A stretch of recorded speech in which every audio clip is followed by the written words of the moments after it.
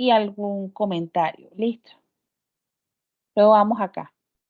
Con la tabla de contenido, chicos, no olviden actualizar porque la paginación va a cambiar en la medida que ustedes van a diligenciarlo, ¿verdad?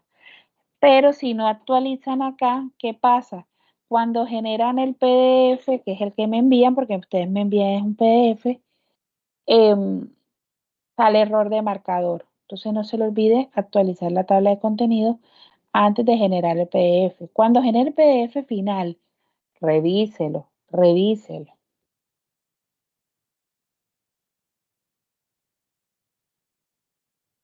Bueno, vamos acá. Luego vamos acá a introducción. Chicos, todo esto que está en gris, todo lo que está en gris es para que usted se guíe, no para que lo deje ahí. Acepto que me deje aquí los ítems que no estoy evaluando en este primer corte. Y ojo con algo, este es un consejo así con mucho cariño. Vamos a realizar la plantilla, vamos a diligenciar el documento hasta donde se les indique. ¿Qué pasa? Hay estudiantes que vienen, como tienen ayuda de la IA, etcétera, etcétera, hacen todo el documento creyendo de que así les voy a poner mejor nota. Obvio que no, porque por principio de justicia y equidad, yo a todos les voy a evaluar lo mismo. Si usted me entrega más, eso yo no lo miro, porque estaría siendo injusto con los demás. Hay desventaja con los demás compañeros. Entonces yo a usted solo le evalúo a ustedes, a todo el curso, hasta donde yo diga. Por ejemplo, si yo digo que es hasta aquí, hasta descripción, supongamos, un ejemplo, hasta ahí evalúo así usted me haya hecho toda la plantilla. Consejo que les doy por experiencia en los otros años. No pierda el tiempo diligenciando toda la plantilla en este momento, porque hay algunos que lo hacen y no le prestan atención a lo importante que es lo que deben entregar en este corte. Y entonces me dice, señor, pero si yo le hice la base de datos, por poner un ejemplo, y está perfecta. Y yo, sí, pero lo que te mandé a que hagas no lo hiciste bien. Entonces, por enfocarse en otras cosas, no hacen bien lo que deberían hacer. ¿Ok? Entonces, no voy a evaluar más allá de donde yo diga, o determine, o les indique. ¿Ok, chicos? Para que, y ya les expliqué mis razones. A mí me gusta ser justa y equitativa con las cosas, ¿vale? El día que no lo sea, que ustedes consideren que estoy siendo injusta, eh, usted habla conmigo que sabe que yo lo escucho, ¿vale? Pero trato de ser justa. Listo. Entonces, ya habiendo aclarado, vamos acá. La introducción. Esta introducción que está aquí es solo un título. ¿Ok? Es solo un título. Usted simplemente va a quitar esto y va a diligenciar desde acá. La introducción está compuesta por esto, por esto, por esto, por esto. O sea, por todo lo que está acá. Aquí no va a escribir nada. ¿Vale? Va a escribir acá en objetivo. El objetivo debe estar escrito en infinitivo. Ya ustedes saben construir objetivos, ¿verdad? Y además de eso debe tener relación directa con el título del proyecto, que es el que ustedes colocan acá. ¿Dónde está? Aquí. Si usted me coloca aquí un nombre del proyecto y acá me colocan un objetivo que yo lea y yo digo, pero no encuentro la relación entre uno y otro, vamos a tener problemas, ¿cierto? Porque a veces pasa de que el título es una cosa y el objetivo va por otro lado y uno dice, bueno, son dos proyectos diferentes, ¿qué pasó aquí? Me confundo. Entonces, sí o sí el objetivo debe ir en infinitivo y debe ir amarrado, ligado con el título que ustedes coloquen allá arriba. Así que ojo con eso, ¿vale? El alcance. En el alcance nosotros vamos a escribir, a definir hasta dónde vamos a llegar en el proyecto. y establecemos las restricciones del proyecto. ¿Listo? En la descripción general del proyecto, usted va a definir el contexto del proyecto con cifras, con datos, con estudios, ¿ok? Y va a citar con IEEE. Como va a citar en IEEE, debe haber coincidencia con lo que usted coloque dentro de referencia, ¿ok? Debe coincidir. En IEEE, ¿qué va a escribir aquí? Ya le dije. Por ejemplo, si mi proyecto es sobre, creo que aquí había uno de vacunas, ¿cierto? Sobre vacunas, sobre la diabetes. Usted va a hablar, bueno, la población mundial con diabetes sobrepasa el tanto por ciento, supongamos. ¿De dónde lo obtuvo? Ahí coloca el corchete y coloca el número correspondiente dentro de la referencia que está acá abajo, ¿ok? Bien explicadito, bien detalladito. Ojo que sí o sí debe tener referencia, porque usted no puede decir, es que el, de los barranquilleros, de la población barranquillera, 40.000 personas tienen diabetes. Ajá, sí, pero ¿dónde sacó eso? No, si no me coloca ninguna citación, para mí eso es especulación, o sea, es mentira, porque yo cómo sé dónde lo sacó, de qué estudio, quién dijo eso, que 40.000 barranquilleros sufren de diabetes, ¿cierto? Entonces, la especulación no funciona, ¿verdad? Tiene que haber datos exactos, precisos. Obviamente que en esta parte de la descripción se van a extender, ¿cierto? Luego vamos aquí a acrónimos. Ojo con algo aquí, chicos, me pasó algo el semestre pasado. De hecho, me voy a pasar aquí. Ojo, cuidado.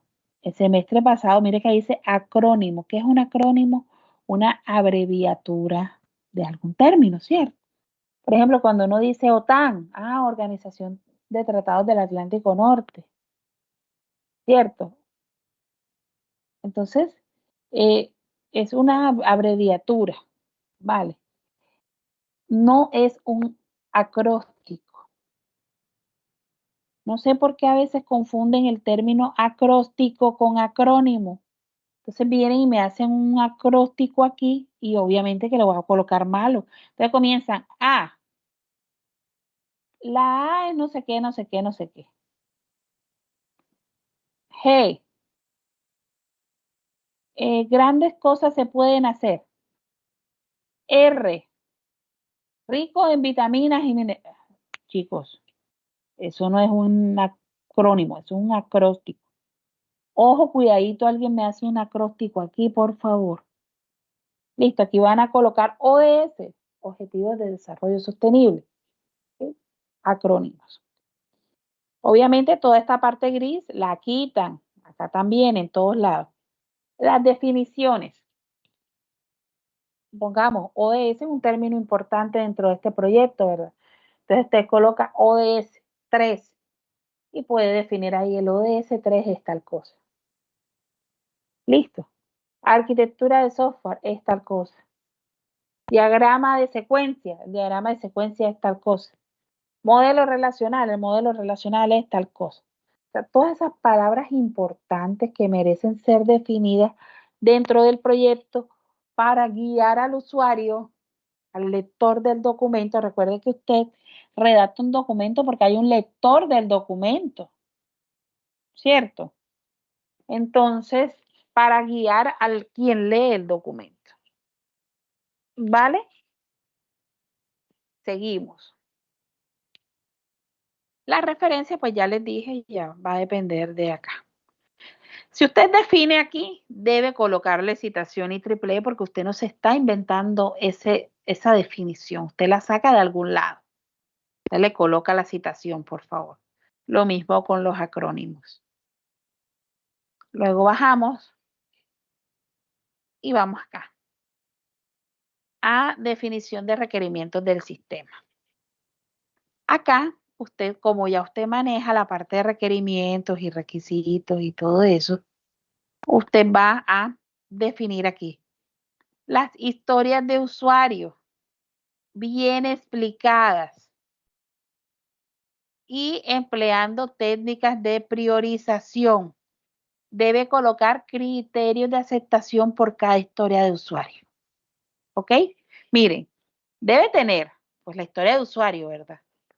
La estructura de la historia de usuario. Debe tener priorización, pero usted debe indicar qué técnica de priorización utilizó. Y sí o sí, si utilizó Rice, si utilizó Eisenhower, okay, lo que haya utilizado para priorizar. Los que estuvieron conmigo y los que han desarrollado proyectos conmigo saben que hay unas técnicas de priorización que son las que van a utilizar acá, por si acaso no se acuerdan. Listo. Y deben colocar los criterios de aceptación por cada historia de usuario. Bien definidos. Ojo con esto, chicos. De acuerdo a los proyectos que ustedes me describieron la clase pasada, ninguno de esos proyectos se hace con una sola historia de usuario. Ni con 2, ni con 3, ni con 4, ni con 5 historias de usuario. Ninguno de esos. Mal contado aquí, echando cabeza. Hay mal contadas, siendo uno así un poco mezquino. Podría decir que la que menos tiene podría tener 15 historias de usuario. La que menos tiene. Y eso ahí como que muy, ajá. ¿Ok? Entonces me deben definir muy bien esas historias de usuario. ¿Ese batallón de qué, Adriano?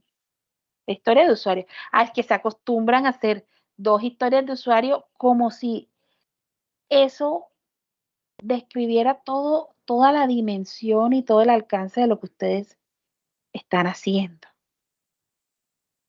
Oigan, no le tengan miedo a eso. Parece que les dijera como que defina la menor cantidad de historias de usuario posible.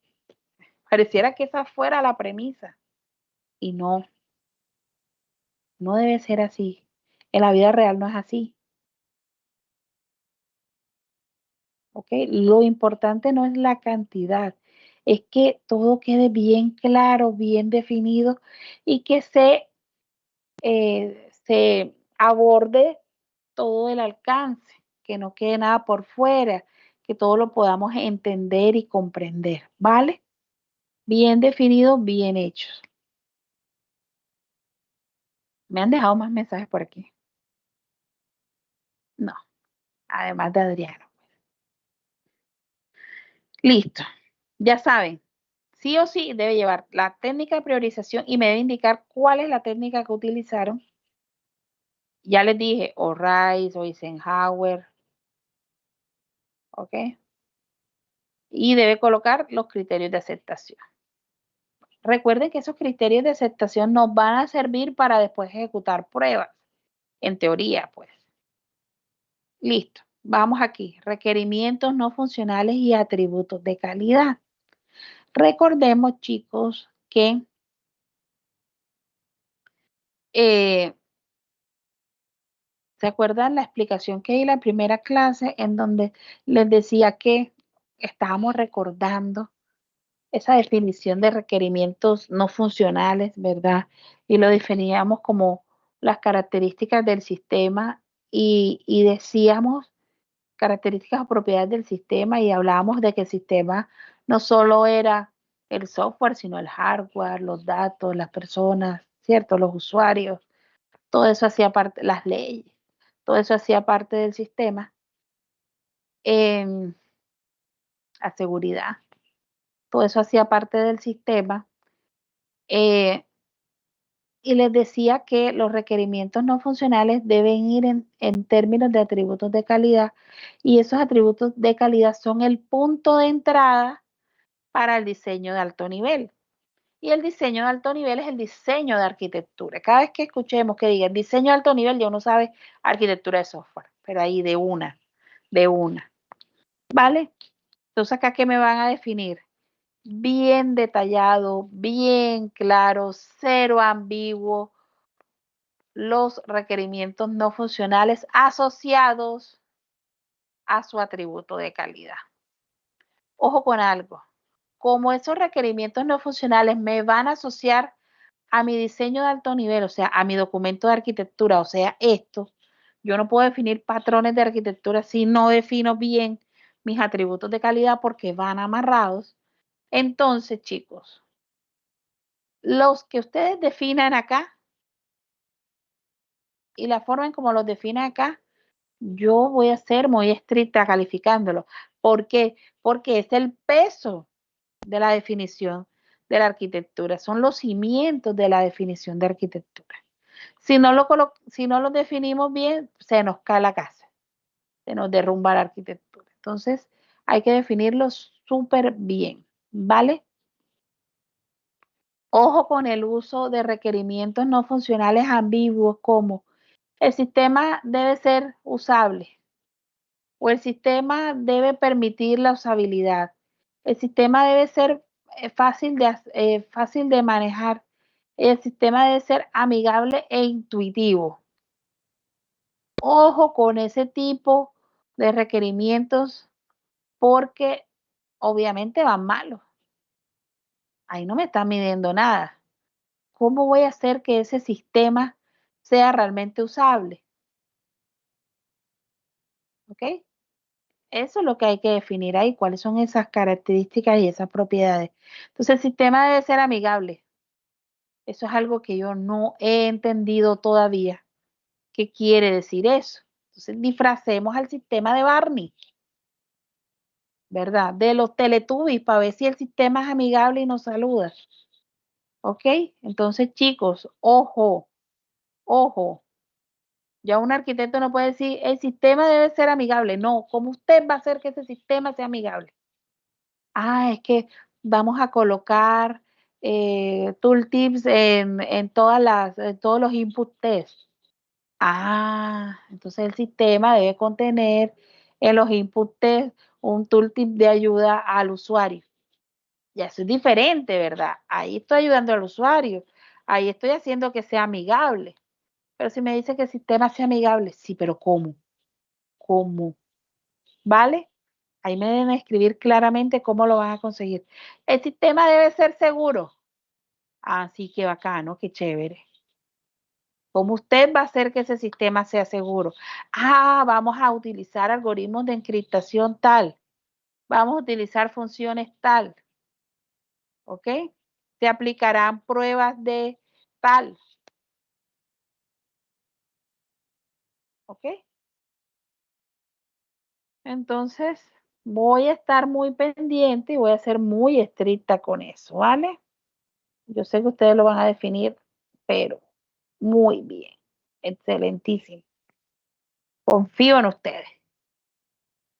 Y obviamente deben decir a qué atributo de calidad está apuntando. Por ejemplo, lo que les estaba hablando ahorita de usabilidad. Ah, sí, de usabilidad. Entonces, atributo de calidad, usabilidad. De seguridad, atributo de calidad, seguridad. Y así.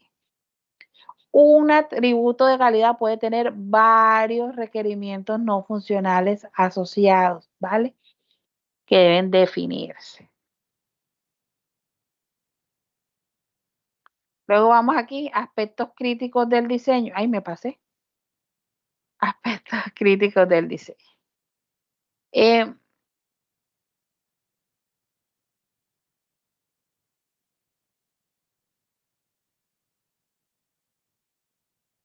a ver, acá.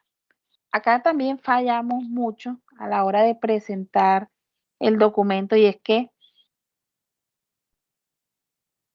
toman elementos que no tienen relación con acá, con los requerimientos no funcionales. Y estos aspectos críticos como uso, desempeño, interfaces, integridad de los datos, deben ir de la mano con los requerimientos no funcionales ya definidos, ¿verdad? Entonces, usted va a incluir solo los que son críticos para este proyecto, ¿ok? Aquí. Y me va a indicar la métrica. ¿vale? Para todos estos. Luego vamos acá.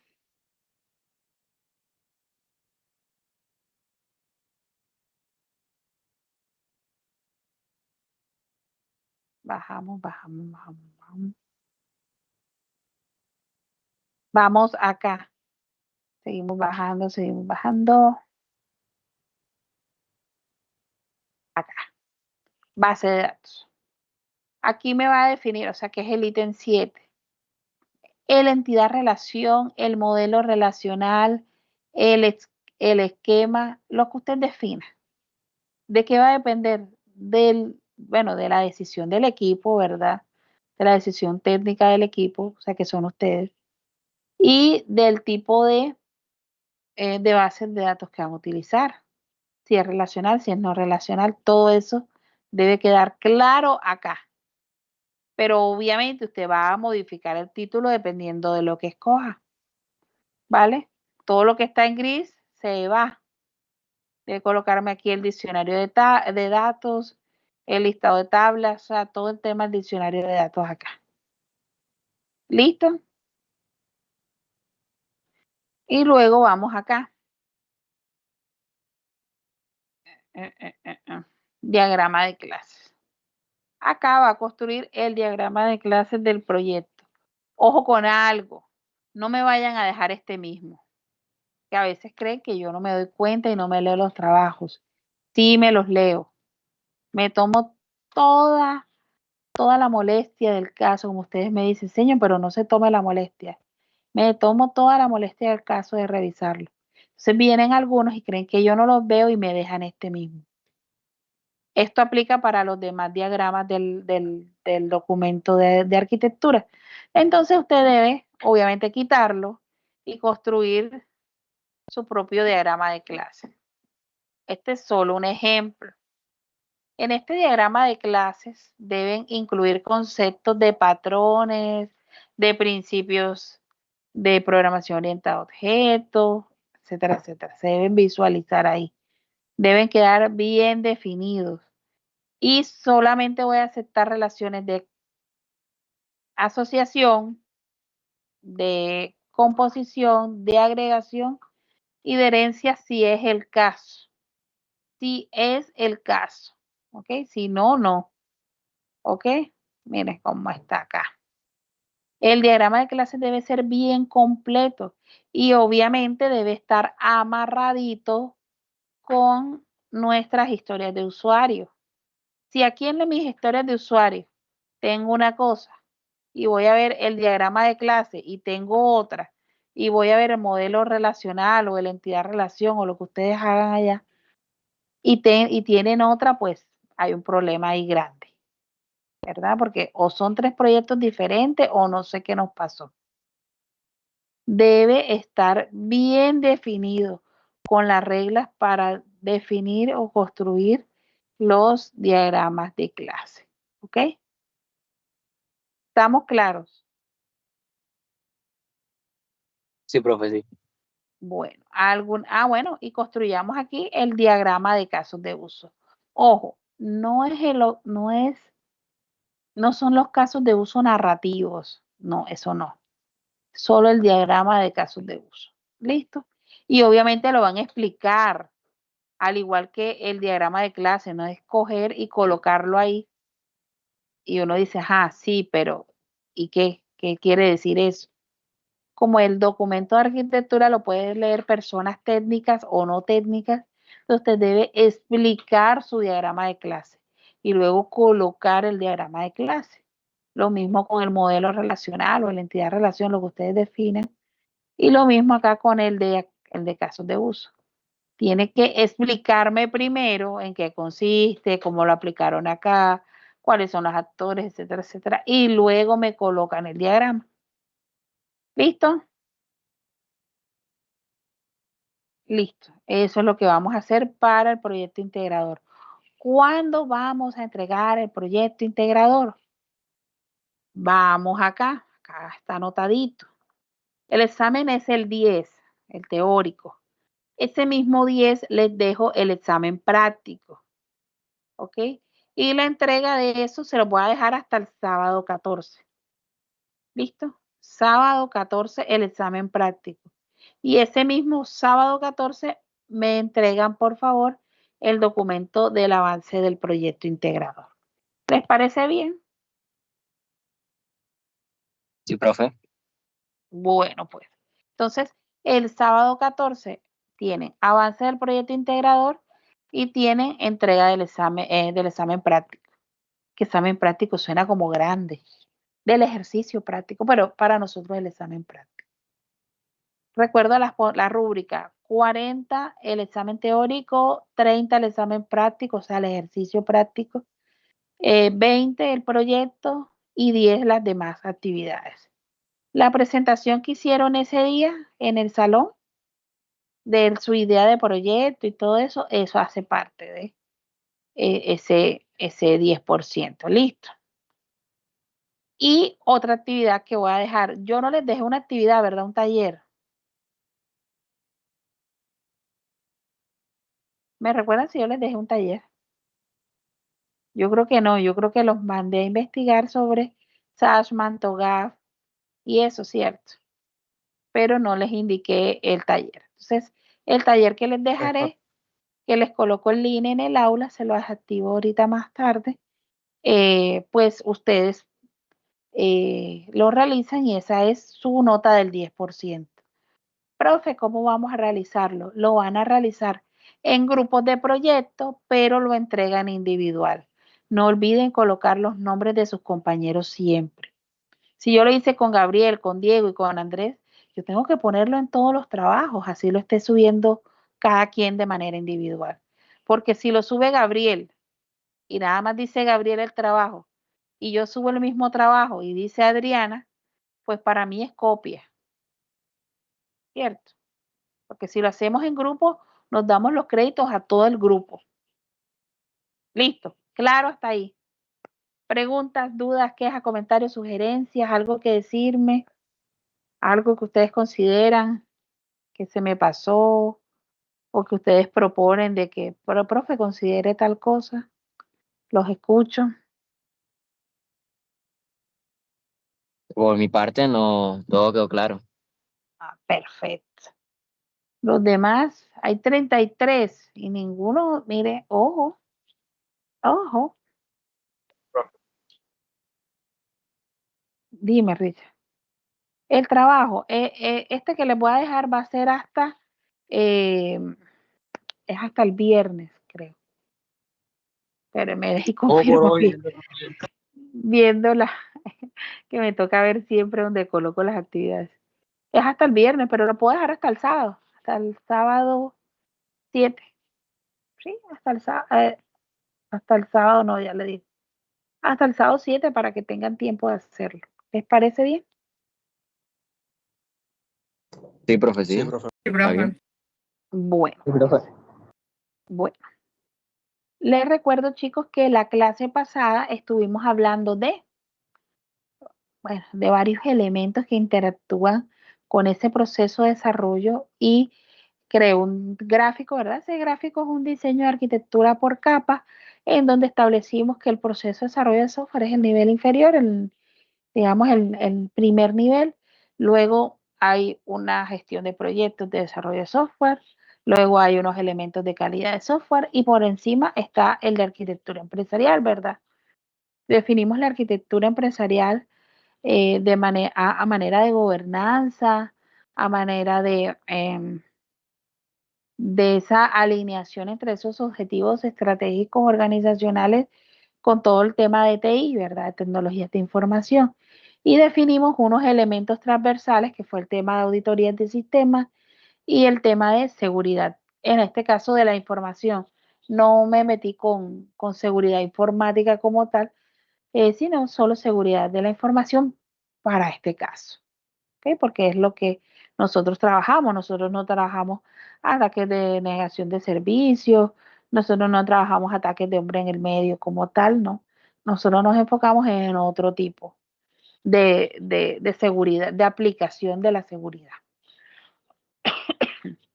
Entonces, yo les había dicho que debían investigar, ¿cierto? Entonces, por las bonificaciones antes del examen, por las últimas bonificaciones del periodo, ¿quién quiere participar y compartir con nosotros lo que investigó? Del framework de Sachman, de TOGAF y del framework de arquitectura empresarial de Colombia. ¿Quién Profe, quiere yo, pero, participar? ¿Quién es profe profe, yo? yo, Einer Pero ¿quién es? Fontalvo.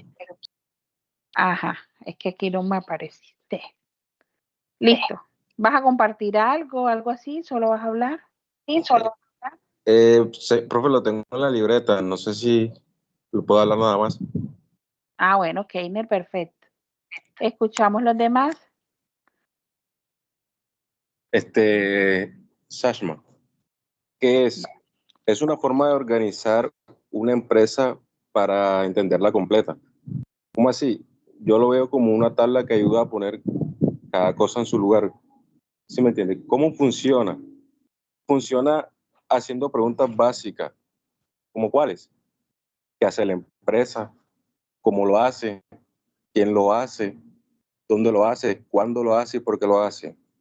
¿Sí? ¿En qué consiste? Básicamente consiste en ordenar toda la información del negocio para que se pueda ver clara y bien estructurada. ¿Cómo se despliega?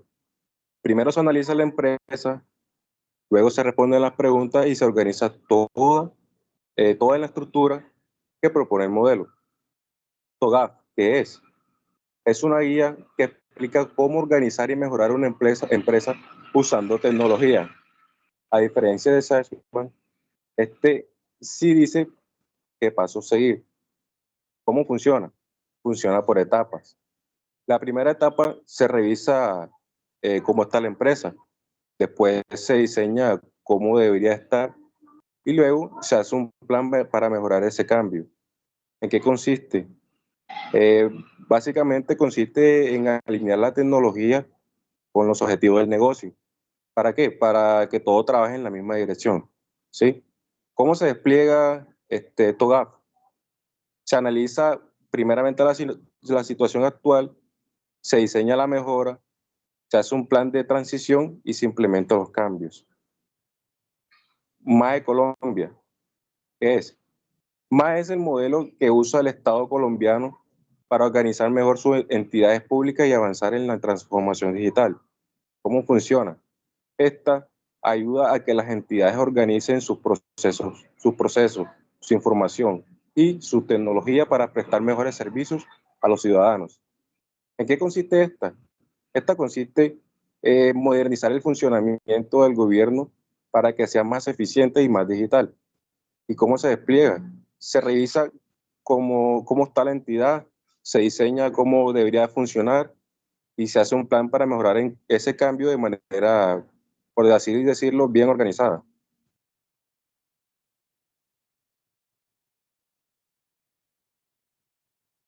Listo, chicos. Listo, profesor, ¿Alguien? eso fue lo que investigué. Bueno, está bien, Keiner. El framework de Sachsman ya lo habíamos mencionado, es un framework de referencia, ¿verdad? Pero es ese framework base, por decirlo de alguna forma, sobre el cual se han construido o diseñado otros frameworks de arquitectura empresarial. Entonces, es como ese padre de los frameworks de arquitectura empresarial. Es uno de los más completos y ha servido, ya le dije, de base para otros frameworks de arquitectura empresarial. El framework de TOGAF es el más usado desde el punto de vista empresarial, desde el punto de vista productivo, y tiene sus bases también en Sachsman. Y MAE tiene base en los dos, o sea, se basó en Sachsman y en TOGAF para su definición. ¿Alguien más va a comentarnos para bonificación?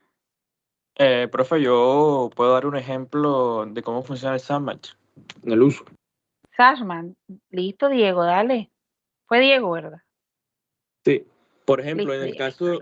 en el caso de Mercado Libre, que tiene una alerta de seguimiento de un envío, entonces al usar el Satchman, lo que hace es que se crean una columna de qué, cómo, por qué, quién, cuándo y por qué.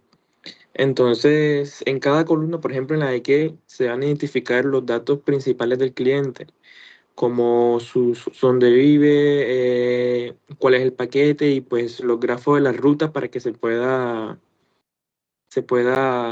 llegar el mejor tiempo posible. En el cómo va a describir más que todos los procesos de pues la parte de cómo se va a clasificar el envío y de su entrega. También en dónde, que pues va a analizar las sucursales que están dentro de la localidad del cliente para que sea así el centro de distribución más cercano. Y el quién también para pues definir todo lo que es la parte de transportistas que se van a encargar los empleados de preparar el paquete para el cliente. El cuándo, pues como lo dice, para el tiempo de entrega y pues en el proceso operativo ese se haga sistematizado. Y el por qué para aplicarse y así poder dar como un seguimiento para reducir los tiempos de entrega y seguir fortaleciendo más el envío. Ya, este, aquí pues en conjunto en Mercado Libre, lo que trabajaría bastante es el momento de crear como que las construcciones de esas tablas específicas para que se pueda desarrollar con claridad.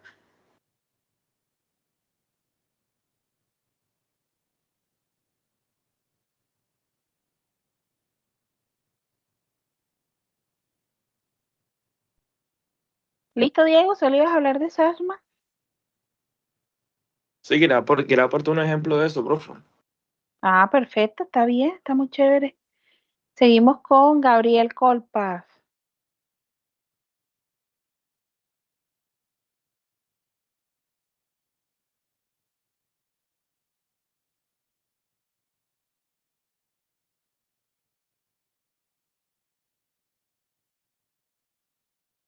Ah, ¿tú lo quieres presentar? Claro.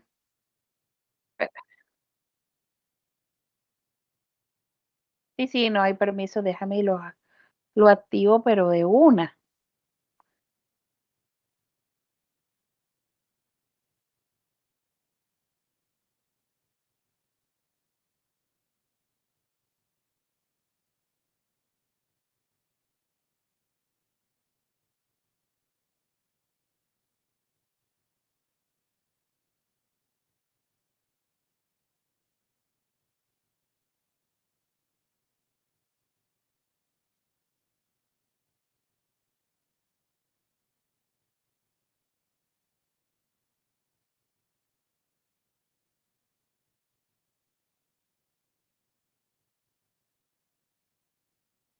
Listo, Gabriel, porfa, revisa.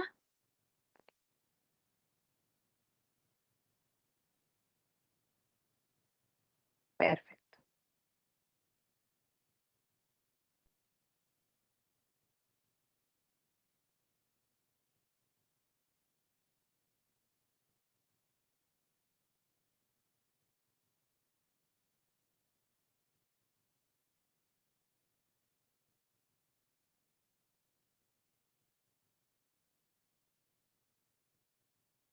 Sí, señorito, sí se ve.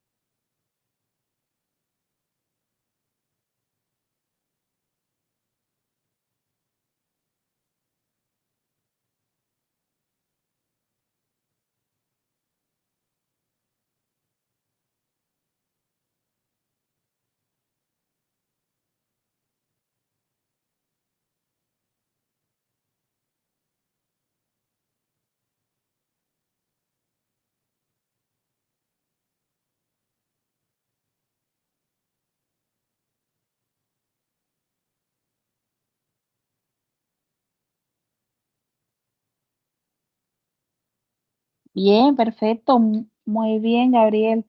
Digamos que ese resumen de cosas importantes o elementos claves que mencionaste de cada framework, excelente, muy bien. ¿Alguien más va a hacer su participación por la bonificación?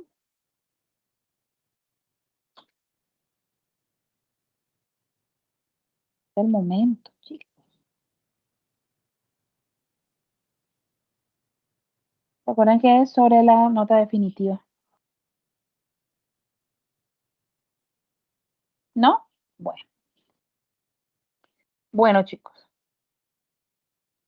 Como cada uno ya investigó y bueno, ya expliqué en clase el contexto de la arquitectura empresarial y todo esto, y cada uno investigó sobre pues estos frameworks que son bastante representativos e importantes, son los únicos, ¿no? Cada país tiene framework de arquitectura empresarial de manera oficial, por decirlo de alguna forma. Hay otros que son meramente, eh, ¿cómo les digo? De referencia, sí, estándar. Hay otros que sí se enfocan en sectores muy específicos, por ejemplo, hacia el sector de defensa, ok, o hacia la parte de seguridad, o sea, hay unos que tienen como su especialización, pero el listado de framework de arquitectura empresarial es bastante amplio. Solo mencionamos, pues, MAE porque es conocido acá en Colombia, lo debemos conocer, eh, y TOGAF y SASMAN por ser los más importantes y bases de otros frameworks de arquitectura empresarial, ¿vale? De hecho, mire, FEA también es un framework de arquitectura empresarial y esta es la última versión del de SASMAN, en donde lo que nos mencionaba ahorita Gabriel, Colpa, sí, Gabriel, eh, se resumía mucho acá, en esta visión de negocio, en la versión ejecutiva, que es una versión más organizacional, junto con la de negocio, la versión de arquitectura, de la perspectiva arquitectónica, que es más técnica, la perspectiva del ingeniero, que es muchísimo más técnica, y la perspectiva física. Y cada uno de los diagramas que forman parte o elementos que se pueden utilizar para representar la arquitectura. Eso en cuanto a SASMA. Vale la pena resaltar algo.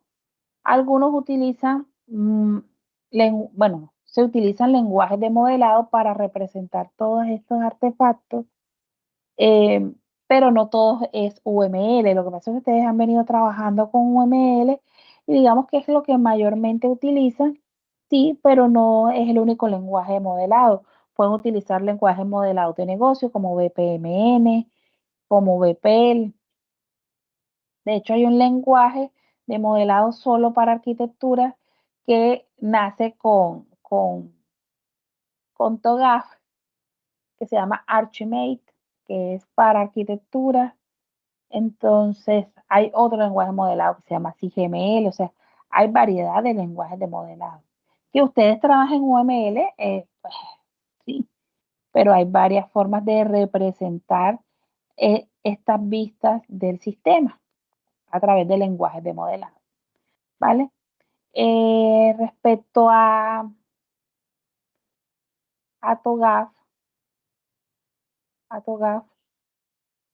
sí, creo que fue TOGAF, creo que lo dijo Gabriel, el tema de la definición de la documentación de la arquitectura a través de ADM es clave. Oigan, yo creí que les estaba compartiendo y yo mostrándoles una imagen. Discúlpenme aquí, vuelvo a compartir. Yo mostrándole una imagen y señalándole ahora que estaba hablando. Ay, no, ahí está. Esta era la imagen que les estaba mostrando el framework de SASMAN y cómo se relacionaba con lo que nos había nombrado Gabriel, Y lo otro dentro de TOGAF era lo de ADM.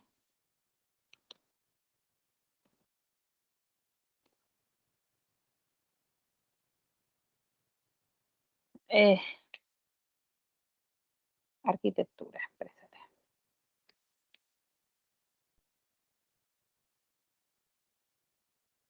Ay, no.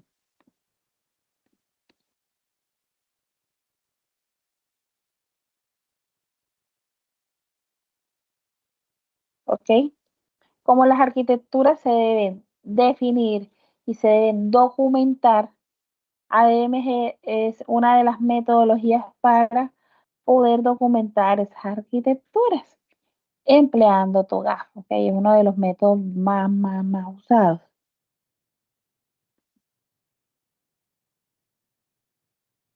Vamos a ver si aquí se ve bien.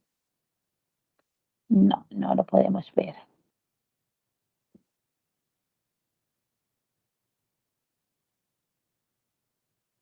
Ok, lo que pasa es que este es el gráfico clásico de ADM en TOGAF.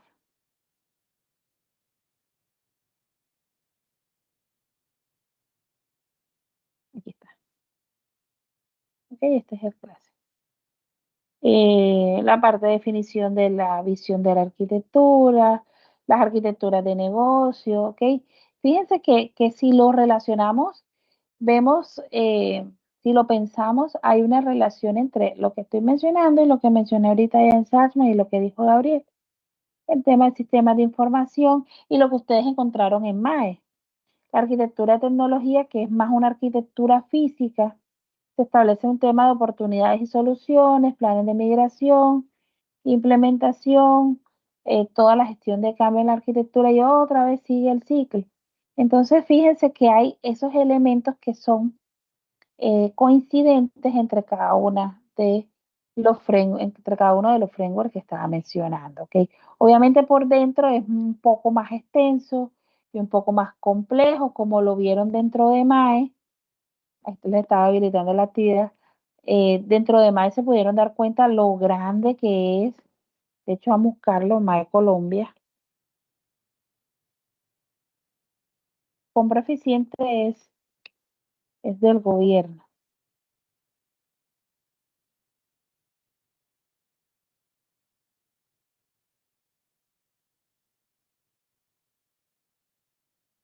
¿Ok? Entonces vemos cómo, mira, aquí está un dominio de gobernanza, un dominio de sistema de información, de arquitectura, un dominio de tecnología, que es la parte física. ¿Ok?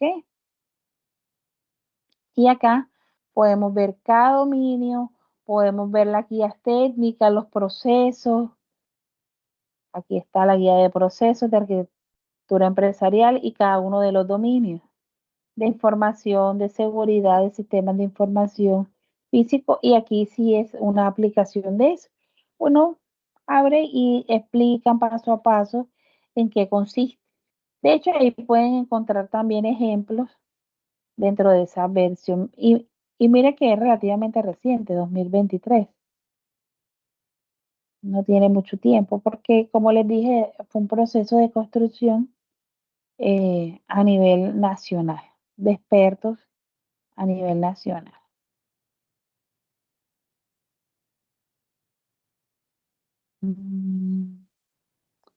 Aquí va. Entonces aquí muestra cómo debemos apropiar la arquitectura empresarial. De hecho, uno al leer estos documentos, nos profundizan aún más todo el tema de la arquitectura empresarial en sí. ¿Ok? Los invito a que lo lean, es bastante completo, bastante interesante. ¿Listo? ¿Hasta aquí tienen alguna pregunta?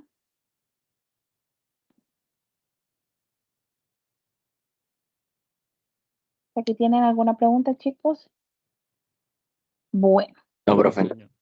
si no hay preguntas, entonces les termino de activar el link y les comparto a través de WhatsApp el taller y les activo el link. Ya saben, va a estar habilitado hasta, de hecho, vamos a dejarlo hasta el domingo, un día más, ¿vale? Lo hacen en equipos de proyectos y lo suben de manera individual al aula. Solo se aceptan a través del aula. Envíenlo con tiempo porque por lo mismo le estoy dando tiempo.